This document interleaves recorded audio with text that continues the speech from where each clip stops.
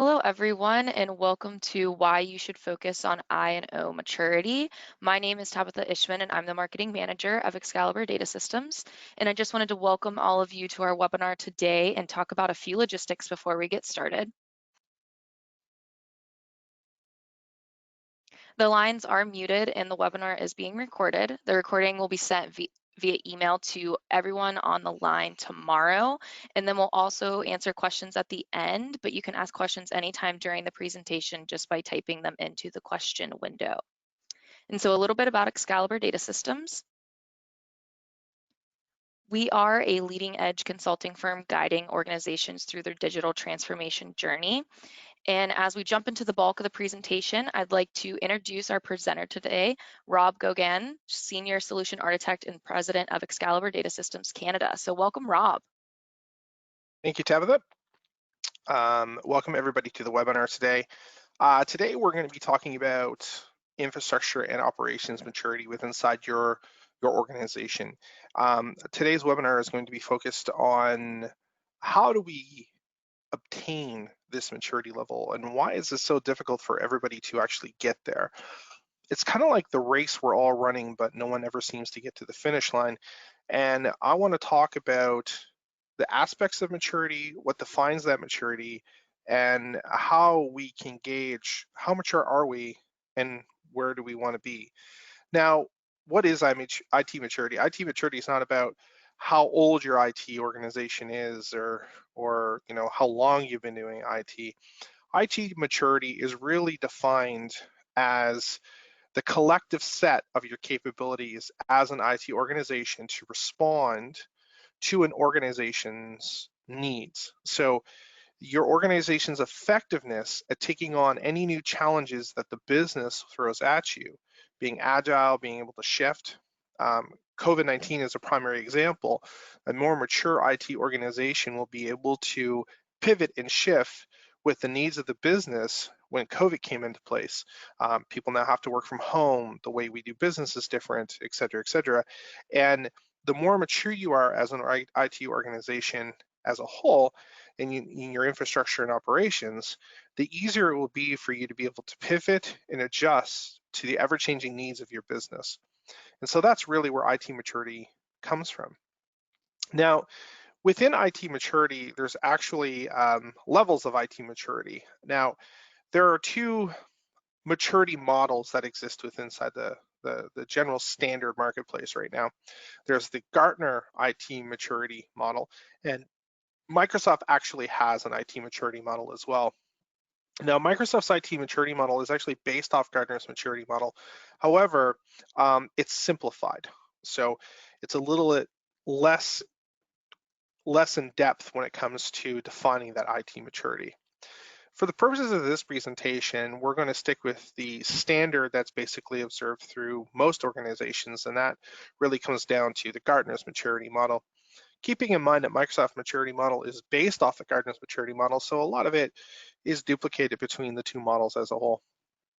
So let's start talking about the maturity model and where we sit within that maturity model. So the Gartner's maturity model for infrastructure and operations really is broken down into 6 different levels. There's levels 0 through 5. The maturity model itself starts off 0 where you're in survival mode, going all the way to being a business partner. And business management, which basically sits on top of the pillars that hold up this maturity model, is where you're taking people, processes, and technology, and they drive the way you do business and the way that you manage your business. Now, where do people generally sit within this maturity model? And a lot of organizations are familiar with the Gartner maturity model. A lot of organizations, gauge themselves against this model. So where in general do people fit inside this maturity model? Now, this is from Gartner. Now, 90% of I&O organizations are not ready. If we actually take an in-depth look at where, and this was a Gartner report that indicates on average where people actually fit within inside this maturity matrix. Where do most companies fall? The vast majority of companies, 66.1% of them, actually fall within inside the level 2 maturity, somewhere within inside that bracket.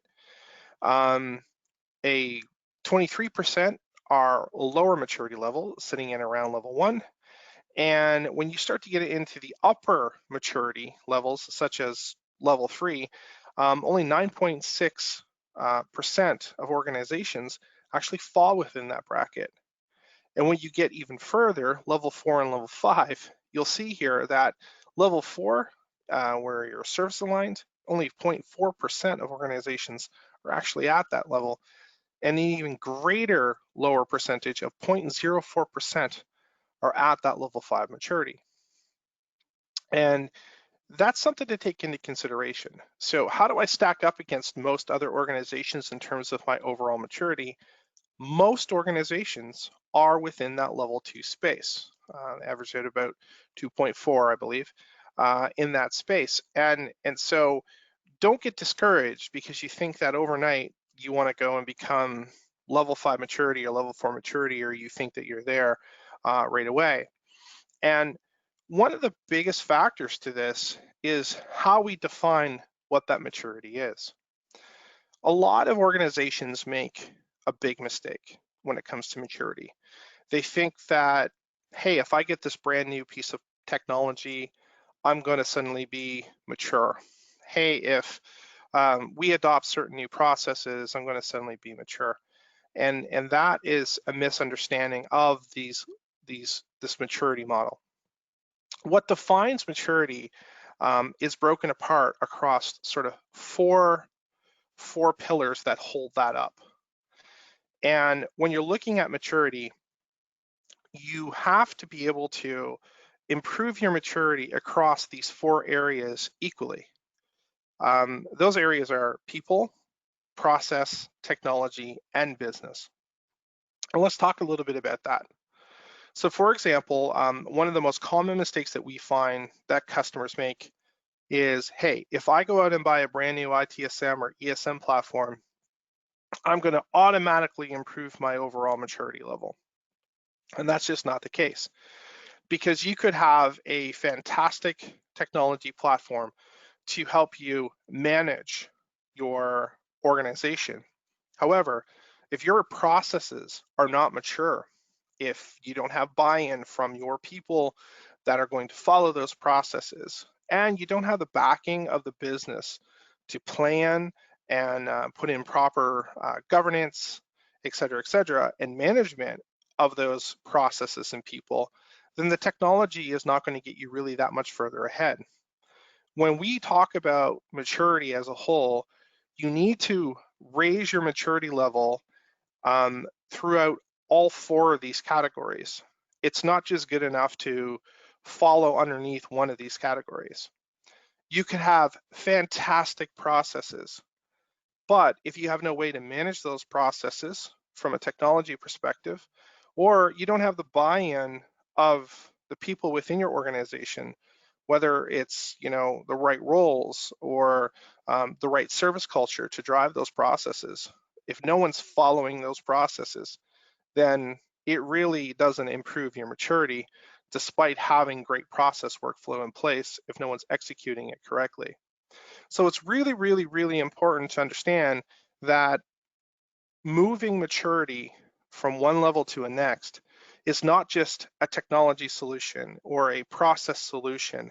It involves the business, the technology that you're using, the processes within your organization, and the people that are the roles of those people, your service culture, the skill set of those people, in order to execute those processes and leverage that technology.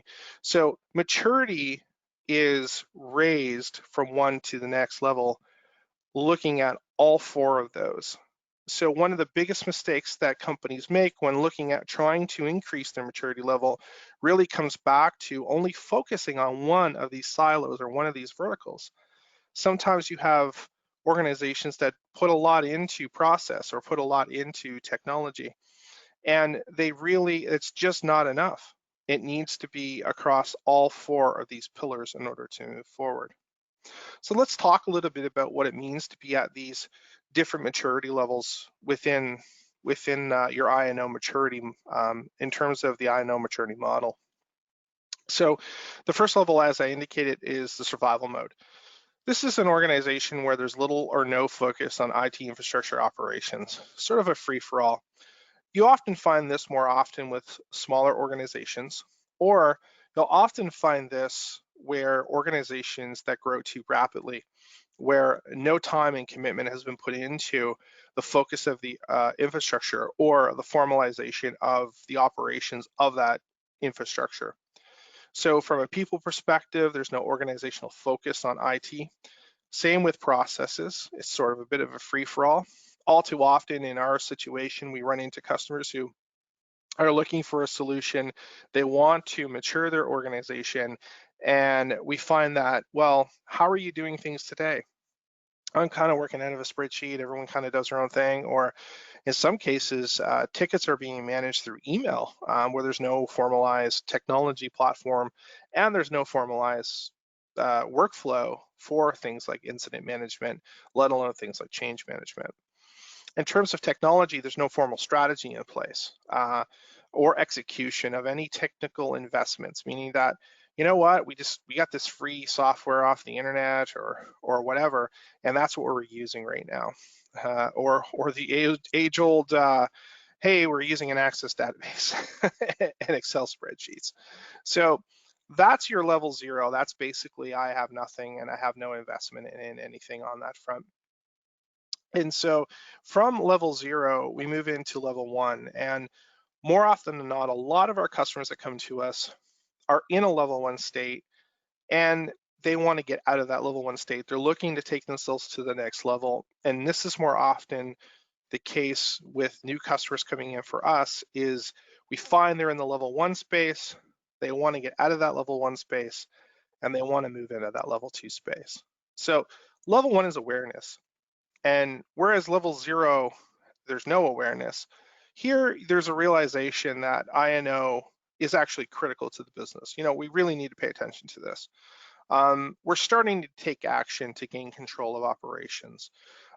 These are organizations where we realize because we don't have good processes, technology, because we don't have the right organizational structure in place, it's creating inefficiency for us. We're wasting money where it's not cost effective and it's certainly not scalable. And this is where we are aware that we need to do this work in terms of infrastructure and operations, but we're a little chaotic. From a people's perspective, awareness, level 1 awareness organizations have definitely defined technology-centric organization, meaning my IT is sort of centric within my organization to drive my business forward. From a process perspective, this is where you start to get ad hoc processes that are not formalized, okay? People are aware that processes are necessary, but nothing is formalized. And there's more dependency on tools to implement processes that are in there. And also from a technology perspective, basic management tools are typically in place. But however, there's usually no formal infrastructure hardware software standards. So, you know, oh, we're gonna go order a bunch of laptops or whatever, and there's no actual standards in place as opposed to like what we're going to do there. But hey, we have a basic ticketing solution and we're kind of following a process. The process itself is not a written process, but we're making our way through it. From a business management perspective, it's minimal outside of the regular budgeting. So extra stuff on the side, but it's not a main core part of the budgeting from a business management perspective. So the business themselves still sees IT as a bit of a cost center. And they're just like, yeah, whatever it is that you need, but it's not mainstream as part of the strategy of moving the business forward. And the area where most people fall into, which is level 2, this is where you're committed. Now, level 2 being committed, meaning that, you know, you're moving to a managed environment. this is where you have a technology-centric organization, but you've also invested in an IT service desk function and staff. This is where you have dedicated IT staff with specific roles. And this is where we find a lot of the customers that are out there, they're achieving this level. They're going from level 1 to level 2. And this is where we say, you know what? The way we used to do things before, we actually have a service desk in place. We're starting to define those roles are well defined out, that type of thing. And once you're able to do that, that's when you're starting to move into that level 2 maturity, where you're really committed to providing a solution. In your process area, you actually have defined processes, meaning they're actually written down. You would not believe the number of organizations that come to us and say, we have a process, and you say, well, where's your SOP, or where's your process document? Oh, well, we follow a process, but it's not written, kind of thing. And with a level 2, where you're committed, you will have an actual defined processes when it comes to that space. And you actually will have project management involvement when it comes to doing projects, working with IT. All of those things will be in place. So if you find that you're in an organization that achieves those things, this is where you will find you fall within that level 2 committed approach. From a technology perspective, you actually have project-related management tools. You actually have desktop hardware and software standards defined. You actually begin the process of having infrastructure standardization and rationalization, whether you start to look at using governance from a COVID perspective, COVID processes, or from an infrastructure perspective, TOGAF, and various other standards out there, but you're beginning that standardization across the organization. And now, if you are a level 3 organization, which again, they're more rare, they make up only a small percentage of organizations out here, you're gaining efficiencies and service quality through standards, policy development. You have governance in place, and you're implementing cross-department processes such as change and release. This is where you start to say, okay, my organization's processes and technology are beyond just the borders of IT. These are organizational processes now, where they exist throughout the organization, whether that's in the change space, releases, and there's more engagement across the business from that perspective. Your people, have a defined governance structure where you have an IT governance, group. You're very technology centric, and your process areas, you have repeatable and individually automated processes. This is where you start to get into that process automation space when you're in a level 3 state. Your focus is on IT service delivery related to IT processes. So this is where you really transition between level 2 and level 3. You've become a service delivery organization where it's not just, I fix things and I do things and I react. You actually center your organization around service delivery, where you're delivering services to the customers. You have processes all built out for those, and you have automation as a component of those processes, and that's very important. From a technology perspective, you have a formalized infrastructure standards. And from a business management perspective, level 3 is very focused in the financial sector. It's very, everything is budgeted out, and it's a big component of the financial aspect of the organization. Now, if you're getting into unicorn land when it comes to process maturity, we start to look at, say, level 4. Level 4 process maturity as well, and we get into level 5 as well, where IT managed as a business, which is customer focused, proven, and competitive and trusted. This is where the business trusts the IT department. They're working collaboratively as one. The people are very customer and business focused. You have IT service delivery centric, and you have all formal governance. from a process perspective. It's integrated with your other areas of your business. Those processes are far reaching beyond just the IT space, and it's a way of life within inside your organization as a whole, because it's all about service delivery.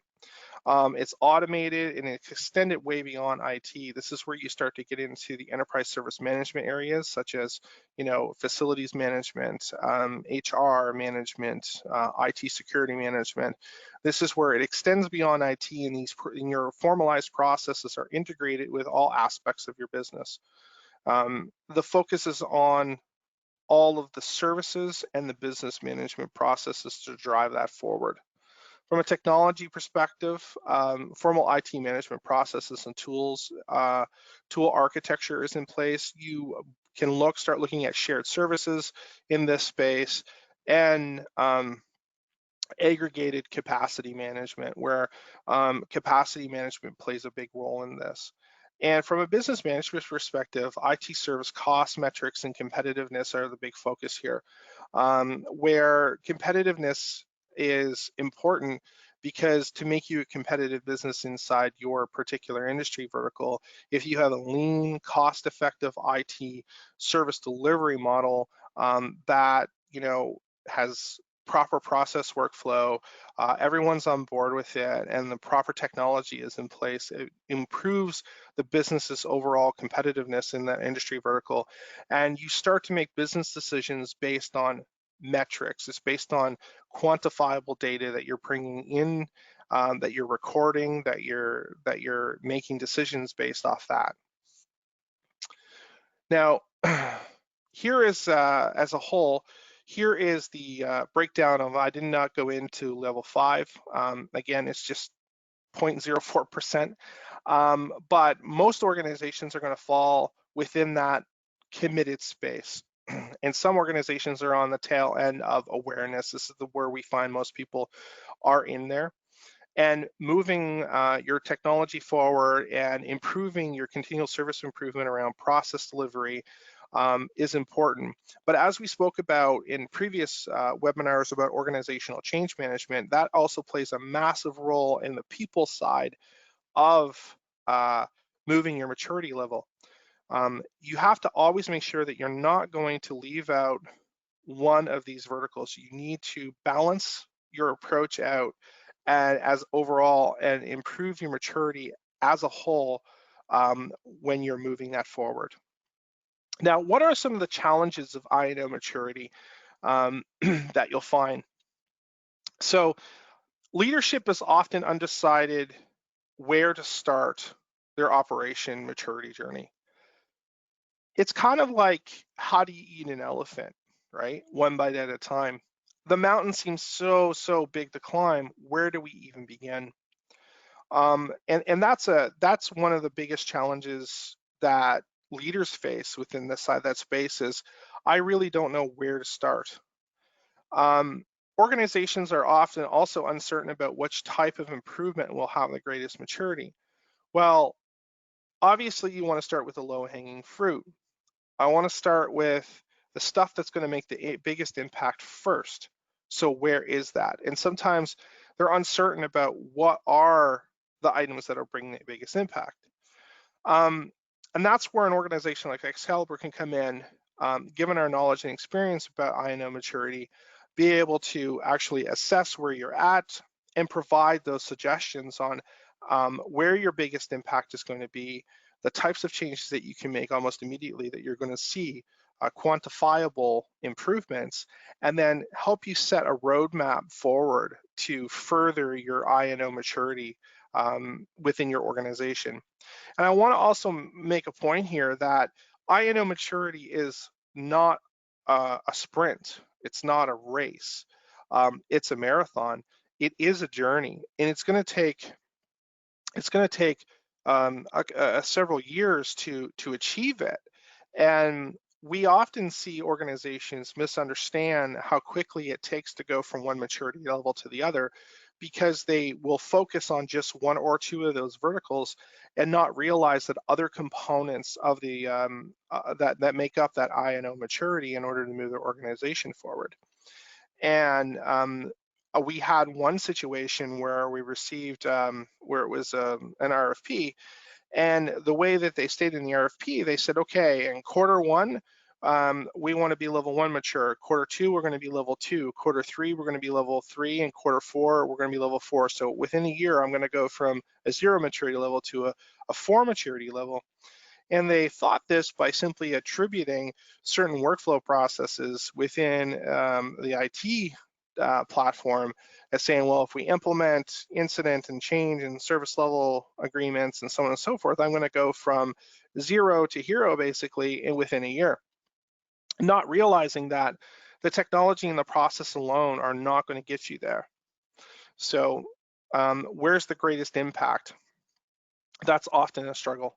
Although there's an intrinsic sort of view as I&O as a business, if you don't have enough service management practices in place that are mature enough, then you can't treat it like a business.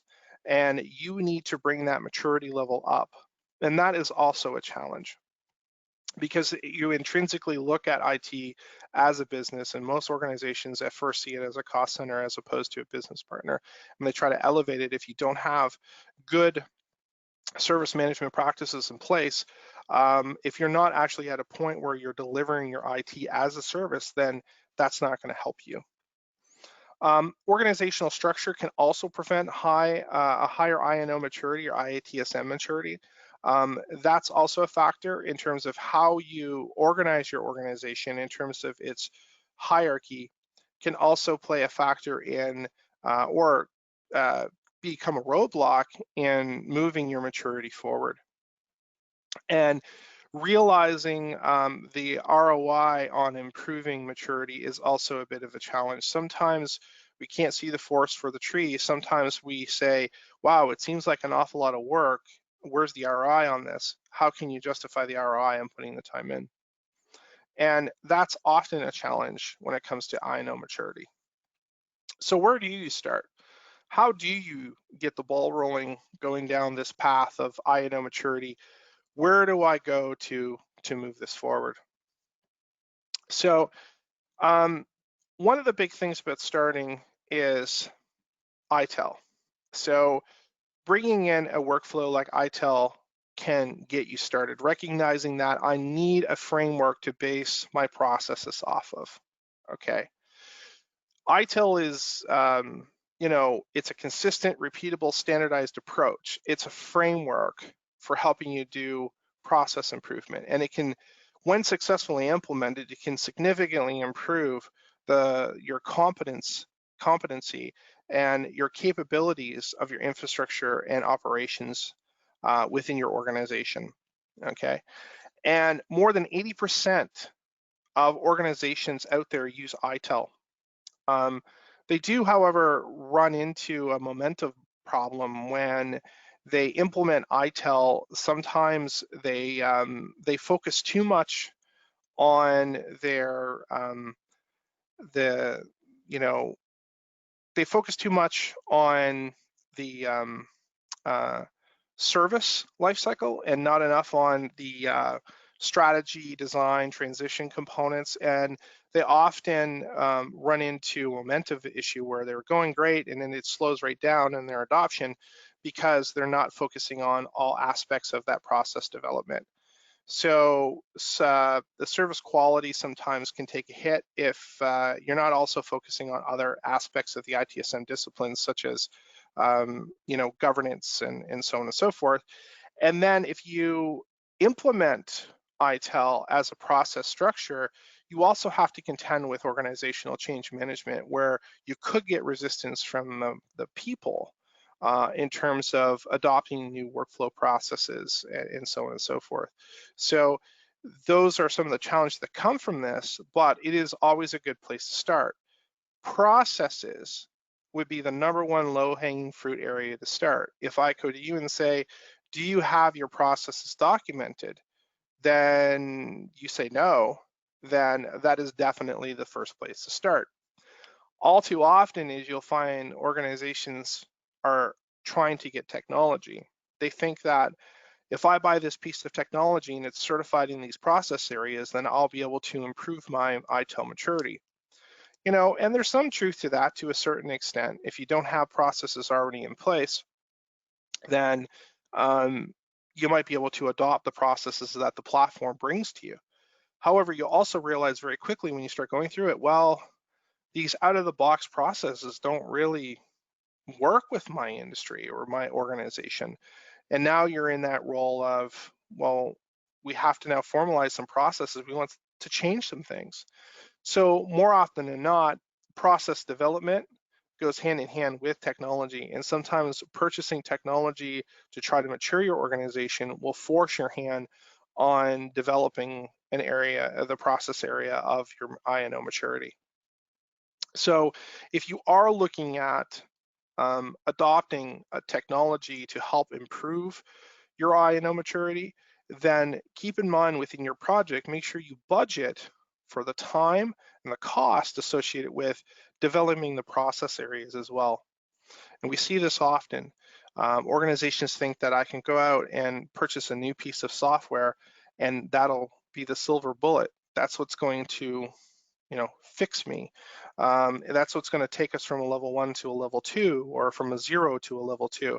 And that's just not the case. And that is often misunderstood. Okay, so there's a few activities that you can actually do to help you advance your maturity. And this is important. When you're starting to look at development, you get your technology and you want to develop your process areas, because that's the first place you should start. Make sure that you have named process owners. Assign that role to people so that they have ownership of that, and you have clearly stated objectives in terms of what you want to get out of this process area, and you have a process owner. More often than not, when we go into design sessions for people who purchase one of our ITSM platforms, they say, well, who should be there? Because we're going to talk about the incident management process. And we say, well, your process owner. And they say, oh, well, we got like the service desk manager and stuff. Well, that's great, but who's your process owner? Who owns the incident management process and request fulfillment process? Well, they don't have a defined owner. You should look at making sure that there are roles within your organization where people own and oversee those processes. Manage and trend infrastructure provisioning time. This is also important to help you identify where you're at and allow you to set goals of where you want to be. For example, how long does it take right now if I say I need a new laptop and I put a request in? From the time where that request starts to the time I actually get that laptop provisioned, or a printer, or anything for that matter, what's that turnaround time look like? And that will help you baseline where your efficiency is and your maturity of your processes. And from that, you can then start to make decisions that will help streamline that workflow. But without knowing what your turnaround times are and what that performance information is, there's no way of knowing where you're at right now and then where you're going to set your goals to where you want to be at down the road. You're also going to want to track your operational performance, and this includes things like software distribution, your call resolution, your percentage of changes that require rollback. So a failed change, for example, different projects success attributes in terms of how you determine if a project was successful or not. It also includes other stats like your mean time to resolution, your KPIs and SLAs. You want to track your operational performance because you should see a direct correlation between process improvement, technology implementation, and the way people do work and the way business plans things out. You should be able to see a measurable improvement as you gain maturity within your organization. Things like change management was a very, very important process area that is often overlooked at most organizations as being an important process area because there's so much focus on incident management. Correlate and trend and do reporting on how many change actually cause incidents, because the whole purpose of change management is to, as a process area, is to reduce the number of incidents inside the production environment when changes occur. So how effective is your process for change management, and how do we drive that forward? Report and trend your application performance against your service level targets. That's also another thing. Set your service level targets or your APIs and trend your overall performance over time. Is it staying the same? Are we happy where it's at? We want to improve that. What type of changes can we make to our process workflows in order to get us there? Track and report your IT service level metrics. This will help aid the business decision-making process and help you prioritize what's important next. Nothing better than being able to go into management and say, here our levels are awful, and here's why our levels are awful. Sometimes people are more concerned about having good stats inside different departments of an organization, not realizing that poor stats can actually help prioritize and drive decision making within the business to try to improve those areas. So, yep, we met our SLAs, but people are working 12-hour days and are getting burned out. But hey, we met the SLAs. Sends the wrong message. If I can go and say, here's how many tickets we're able to resolve in the run of a day, here's how many tickets that we're actually getting logged every day, and if you're in a negative ratio where there's more tickets getting logged than you can close, and you can go to management and say, something needs to change, we need to take a look at this, we need to prioritize this. Excuse me. Formalize your communication with your customers. Be transparent with your customers about your performance. That's also very important. Customers can often get very angry, and this is the people aspect of things. Customers will often get angry because they have to wait on hold and stuff, and they don't realize everything that's going on. So be transparent with the communication with your customers. That'll also help advance your maturity, because the people aspect of it is very important. It's just as important as process and technology. Measure, track, and analyze your vendor services and their reliability, meaning that if I outsource certain services, is that vendor holding their end of the bargain? Hold them accountable. If you're failing on that front with that vendor, then that overall impacts your service delivery. So make sure that you're holding that vendor management, make sure you're holding them accountable and track their performance, because that ties right into your performance of your service delivery. These are just some suggestions on how to move you forward when it comes to process maturity and the things that you're going to want to look at, because decisions aren't made on, I feel this is what's happening. Decisions should be made on, this is what's happening, quantifiable metrics that you can track. So when we start to look at where is that line, that magical line, you'll see here with this graphic that as your maturity moves forward, you'll notice that down in the lower end of the capabilities, incident request knowledge, inventory, help desk reporting, those are your basic table stakes. And this is where the basic ITSM tool platforms fall into it from a technology perspective. And as time goes on, as you start to develop problem, change, service level management, self-service portal, and CMDB, and you start to move into that more intermediate ITSM space as your processes move forward, and then you'll get to that magical line. So 89% of organizations live under this line, where they're living in this space, and only 11% of organizations live further up from this space. And so often is the case when people are out there looking for an ITSM platform, keep in mind your capabilities. Keep in mind that, hey, I want to buy that thing that does everything. Are you really using all of it? How much of it can you leverage? And just because you're buying a piece of technology does not make you more mature. It'll help for sure, but you have to look at those other areas. And here's a staggering statistic. If you want to know whether or not you are mature, then there is a definitive dividing line that says, are you in that automated state, that level 2 moving into level 3 state? And based on the Gartner report in 2019, 86% of customers that they engage with are agent handled requests versus only 14% are through self-service.